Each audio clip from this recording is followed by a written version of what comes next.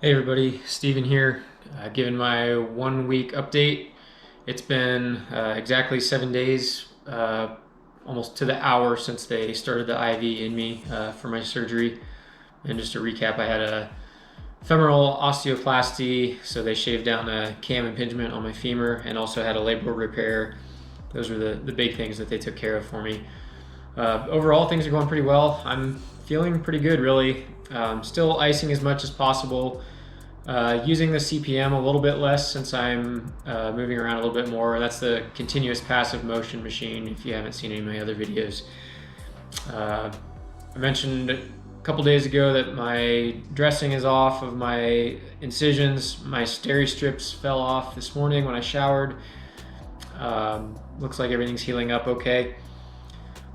Really just been passing my time by learning how to make and edit YouTube videos, something I've never done before, which I'm sure is evident, but hopefully these are still helpful for you.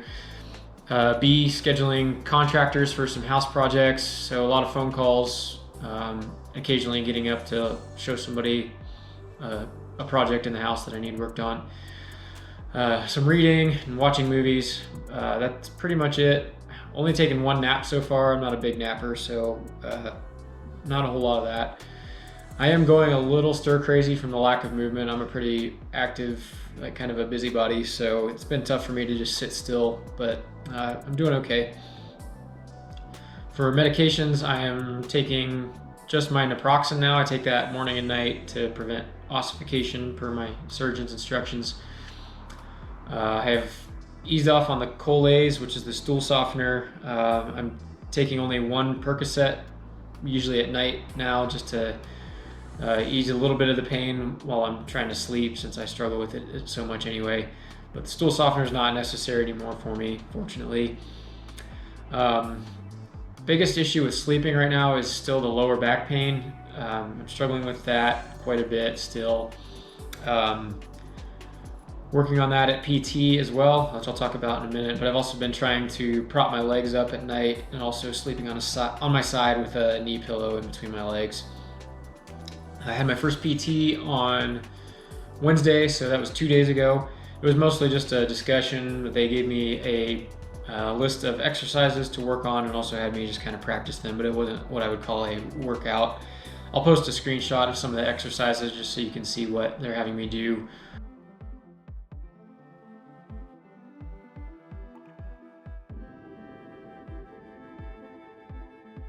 But in general, it's a lot of glute and quad and even some calf isometrics, as well as a lot of pelvic tilts to try to help my lower back really, and to try to loosen up my hip flexors a little bit. I start actually going to real workout or PT workout sessions twice a week starting next week for the next 5 or 6 weeks. They told me they'd put me on a recumbent bike next week as well, so I'm really looking forward to that, to kind of just move a little bit more. As far as crutches, discussed with my physical therapist, flat foot weight bearing, which were in my surgeon's instructions. I probably wasn't doing enough of that initially, so I've really been doing more of that, and I'll show you here in just a second. But that really means actually putting weight on my operative leg, but having my foot flat on the ground and actually trying to strike with a heel to toe motion like you would if you were normally walking. So I'll show you that here in just a second. Okay, quick crutch demo. As I mentioned, I'm trying to focus more on the flat foot weight bearing and really focus on my gait. So kind of keeping my stride length the same between my left and right feet. And again, my left leg was my operative leg, but I've really just been trying to focus on taking actual steps and just taking a little bit of weight off with the crutches. And as long as I keep my foot moving in a straight line, really, no flexion or I'm sorry, I do want flexion, but I don't want any rotation or abduction. So I'm able to do that really with no pain. I'm not trying to swing my crutches way out in front of me and swing my whole body like I was previously when I was unable to really move my leg at all from the hip. And I can show you, I am actually able to walk okay on one crutch, which has been nice for doing things around the house, like just even carrying a glass of water or something.